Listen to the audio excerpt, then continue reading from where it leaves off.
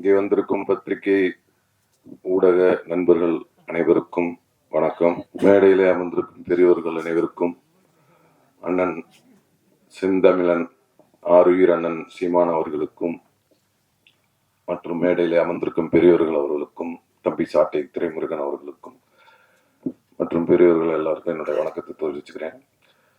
இந்த படத்தில் நடிக்க எனக்கு வாய்ப்பு கொடுத்த தயாரிப்பாளர், இயக்குனர் எசக்கி கார்வணன் அவர்களுக்கும் என்னுடைய நன்றியை தெரிவிச்சுக்கிறேன். இந்த படத்தோட ஒளிப்பதிவாளர் சுகுமார் அண்ணனுக்கும் என்னுடைய நன்றியை தெரிவிச்சுக்கிறேன். படத்தோட இசையமைப்பாளர் தீபன் சக்கரவர்த்தி அவர்களுக்கும் நன்றியை தெரிவிச்சுக்கிறேன். மற்றும் சாயாதேவி அவர்களுக்கும், என் உடன் படத்தில் பணிபுரிந்த அனைத்து நடிகர்களுக்கும், அண்ணன் MS பாஸ்கர் அவர்களுக்கும் என்னுடைய நன்றிகளை தெரிவிச்சுக்கிறேன். தம்பி VR பார்க்குறியா, VR அவர்களுக்கும் நன்றி, குல் சுரேசன் அவர்களுக்கும் நன்றி மற்றும் அமைந்திருக்கும் அனைவருக்கும் நன்றியை தெரிவித்து விடைபெறுகிறேன். இயற்கைக்கும் இறைவனுக்கும் முதல் வணக்கம். ஜூன் 6 பரமசிவன் ஃபாத்திமா ரொம்ப சந்தோஷமா இருக்கு. ஏன்னா கமல் சார் கூட வருது இந்த படம். அது நினைக்கும் போது கொஞ்சம் பயமாகவும் இருக்கு. எனிவே ரொம்பவே சந்தோஷம். அண்ட் இந்த மேடைக்கு ரொம்ப நன்றி.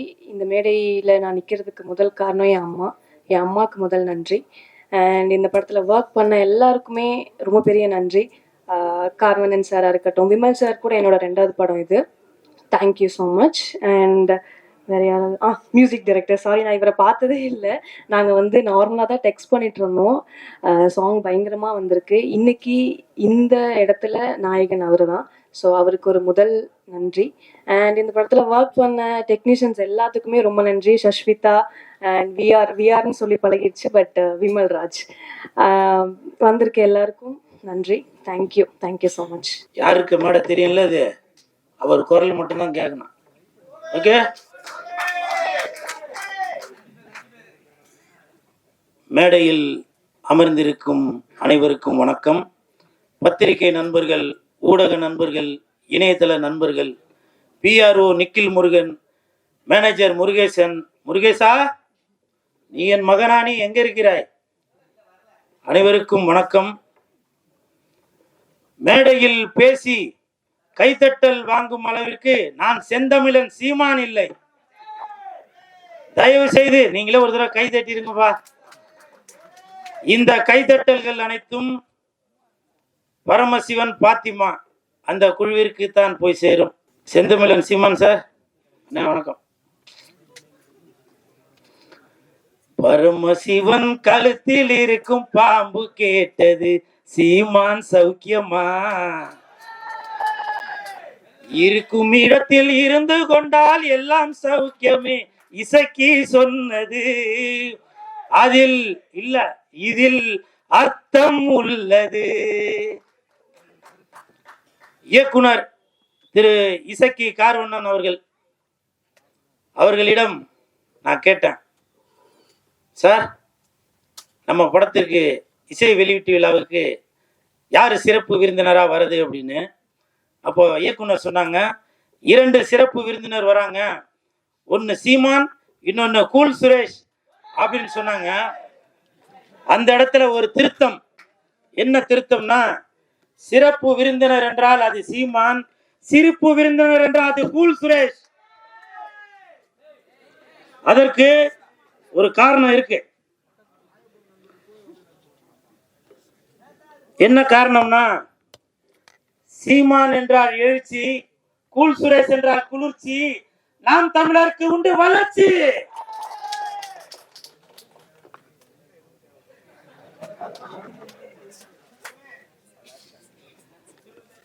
அது மட்டும் இல்ல, நான் எதுக்கு சீமான் அண்ணனை இந்த இடத்துல ஏதோ ஜால்ரா போட்டு ஏதோ பெருமையா பேசுறாரு போல அப்படின்னு சில பேர் நினைக்கலாம்.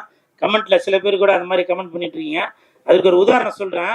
இந்த பரமசிவன் பாத்திமா அந்த படத்திற்கு உண்மையிலேயே தகுதியான ஒரு மனிதர் என்றால் அது செந்தமிழன் சீமான் அண்ணன் மட்டும்தான். தமிழகத்தில் மட்டுமல்ல, இந்தியாவில் மட்டுமல்ல, உலகத்தில் உள்ள யாரை எடுத்துட்டாலுமே சரி, இந்த பரமசிவன் பாத்திமா படத்திற்கு இசை வெளியீட்டு விழாவிற்கு வரக்கூடிய தகுதியான ஒரே மனிதர் அது செந்தமிழன் அண்ணன் சீமான் அவர்கள் தான். காரணம், பாத்திமா பரமசிவன், பரமசிவன் பாத்திமா, பரமசிவன் ஆண், பாத்திமா பெண். தமிழகத்தில் 234 தொகுதிகளிலுமே புரிஞ்சிருக்கும் நினைக்க தட்டியா 234 தொகுதியிலுமே சரி சமமாக ஆண் 117 பெண் 117 கொடுத்தாங்களா? இப்ப சொல்லுங்க. பரமசிவன் பாத்திமா அந்த படத்திற்கு இசை வெளியீட்டு விழாவிற்கு ஒரே தகுதியான மனிதர் என்றால் அது செந்தமிழன் அண்ணன் சீமான் அவர்கள் தான். அதே மாதிரி இந்த படத்துல இசக்கி கார்வண்ணன் அவர்கள் இயக்குனர் அவர்கள் நிறைய டைலாக் அது நம்ம பார்க்கும்போது நம்மள அறியாமலே கண்டிப்பா நீங்க படம் பார்க்கும்போது தெரியும் பாருங்க. அந்த கூஸ் பம்ப்ஸ்ன்னு சொல்லுவாங்களே அது நடக்கும். காரணம் நானே அதுல சில வசனங்களை பேசியிருக்கேன். சாருக்கு சொல்லி கொடுத்ததுதான். மத பிரச்சனைன்னு சொல்லாதீங்க, 2 மனிதர்களுக்குள்ள பிரச்சனைன்னு சொல்லுங்க அப்படின்னு ஒரு வசனம் வரும். ஜாதி பிரச்சனைன்னு சொல்லாதீங்க, இது ஜனங்களுக்குள்ள பிரச்சனைன்னு சொல்லுங்க அப்படின்னு சொல்லி அந்த படத்துல வசனங்கள் வரும். அப்படி இன்று மக்களுடைய மனநிலையை புரிந்து கொண்டு அந்த படத்தை இயக்கி வசனமும் எழுதி தயாரிச்சு இருக்கிறாரு இயக்குனர் இசக்கி கார்வண்ணன் அவர்கள். அவருக்கு என் மனமார்ந்த நன்றி. அதே மாதிரி ஒரு வார்த்தையும் சொன்னாங்க, தலைவா இந்த படத்துல நீங்க வந்து செகண்ட் ஹீரோ அப்படின்னு.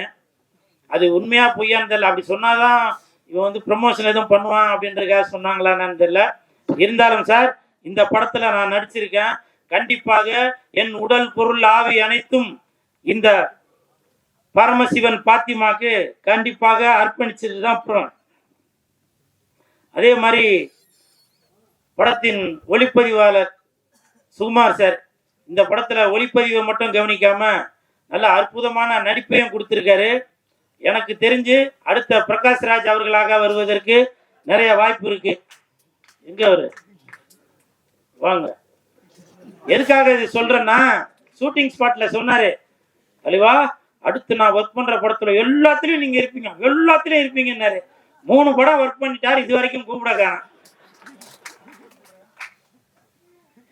இல்ல இந்த மாதிரி இடத்துல சொன்னாதான் போன் பண்ணி சொன்னா அது சரியா இருக்காது இல்லையா? அதே மாதிரி படத்தின் கதாநாயகன் கமல் அவர்கள், விமல் அவர்கள். இல்ல அந்த அந்த கமல் விமலுக்கு ஒரு காரணம் இருக்கு.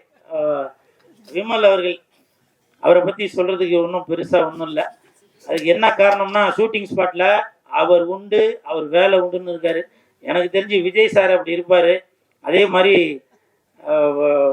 விமல் அவர்களும் தான் உண்டு தன் வேலை உண்டு அப்படின்னு இருக்காரு. கூப்பிட்டாக்க ஷாட்டுக்கு வராரு, இல்லைன்னா போய் பேசாம உட்காந்துறாரு. அப்படி ஒரு அற்புதமான மாதிரி நான் ஃபர்ஸ்ட் அவர் கூட தான் அந்த படம் ஒர்க் பண்ணியிருக்கேன்.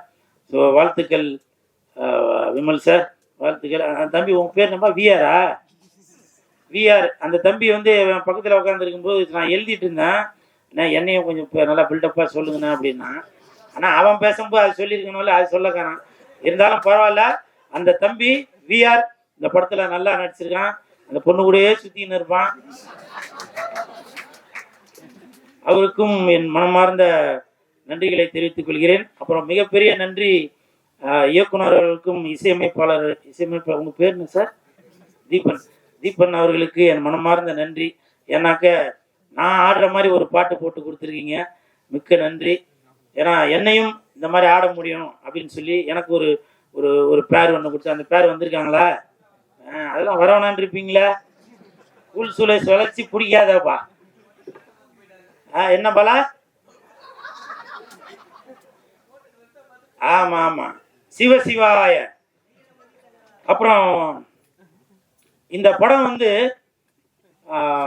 ஜூன் 5ஆம் தேதி தான் ரிலீஸ் ஆக போகுது அப்படின்னு சொல்லி இயக்குனர் அவர்கள் என்கிட்ட சொன்னாங்க. உடனே எனக்கு வந்து ரொம்ப கன்ஃபியூஸ் ஆகி போச்சு. ஏன்னா அன்னைக்கு தான் தக் லைஃப் படம் ரிலீஸ் ஆகுது. அப்போ நான் வந்து சார்கிட்ட கேட்டேன், சார் அன்னைக்கு தான் தக் லைஃப் படம் வருது, அப்போ கமலுக்கும் விமலுக்கும் போட்டியா அப்படின்னு கேட்டேன். ஐயோ அப்படிலாம் இல்லை சார் அப்படின்னாரு. அப்போ சிம்புவுக்கும் கூல் சுரேஷுக்கும் போட்டியா அப்படின்னா, ஐயோ அப்படிலாம் இல்லை சார் அப்படின்னாரு.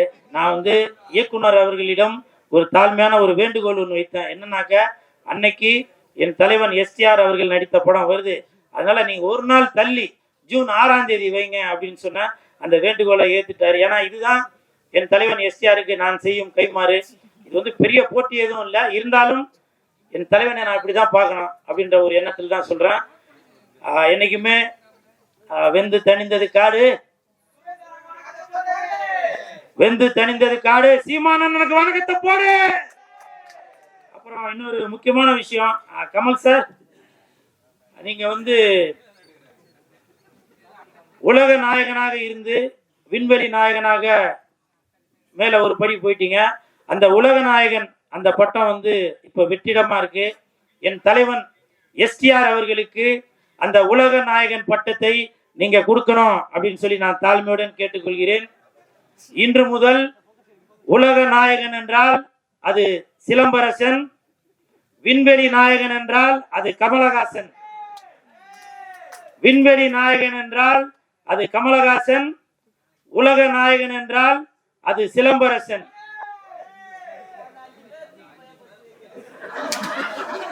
என்னவோ சொன்னீங்கப்பா, கேட்கலவா? பரமசிவன் பாத்திமா வருகின்ற ஜூன் 6 கொஞ்சம் பாத்துமா. நன்றி நன்றி நன்றி நன்றி.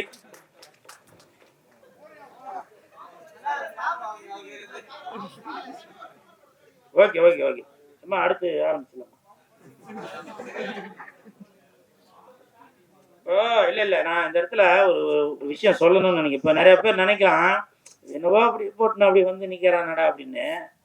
அதை பத்திலாம் நான் எதுவும் கவலைப்படலங்க.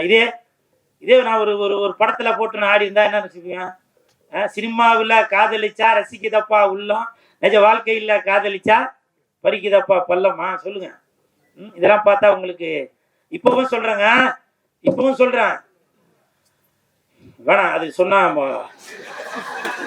ஏன்னா கூல் சுரேஷ் இருக்கிற இடம் எப்பவுமே ஒரு கலகலப்போட தான் இருக்கணும். நிறைய பேர் கமெண்ட் அது இது சொல்லுவீங்க. செந்தமிழர் அண்ணன் சீமான் அவர்கள் இருக்காங்க, அவர் சொன்ன வார்த்தையை தான் இப்ப நான் சொல்றேன். வேர்க்காமல் விளையாட முடியாது, விமர்சனம் இல்லாமல் வளர முடியாது. அண்ணன் சீமான் அவர்கள் சொன்னதுதான், நான் அதை இன்ன வரைக்கும் அதை ஃபாலோ பண்ணிட்டு தான் இருக்கேன். சரிங்களா? நிறைய பேர் நினைக்கலாம், என்னப்பா இவர் வந்து ஏதோ கோமாளி வேஷம் போட்டுட்டு இருக்காரு அப்படின்னு. நான் கோமாளி இல்லைங்க, இன்னைய வரைக்கும் ஏமாளி. என்னை எத்தனை இயக்குநர்கள் ஏமாத்திருக்காங்க தெரியுமா? எத்தனை தயாரிப்பாளர்கள் என்னை ஏமாத்திருக்காங்க தெரியுமா? ஒரு படத்துக்கும் கதாநாயகன் கதாநாயகி அவங்க இவங்க எல்லாரையும் நடிக்க வச்சு அதை பண்ணி இதை பண்ணிட்டு வெள்ளிக்கிழமை மணிக்கு என்கிட்ட சொல்லுவாங்க, சார் நான் தெரியாம அவரை புக் பண்ணிட்டேன், தெரியாம இவங்களை புக் பண்ணிட்டேன் அப்படின்னு சில விஷயங்கள்லாம் சொல்லுவாங்க. அப்போ என்கிட்ட சொல்லுவாங்க, சார் நீங்க தான் வந்து கொஞ்சம் ஏதாவது இது பண்ணுங்க, நான் உங்களை அடுத்த படத்துல அதை பண்றேன் இதை பண்றேன்னு. இப்பவும் சொல்றேன், நான் கோமாளி இல்லைங்க, ஏமாளி.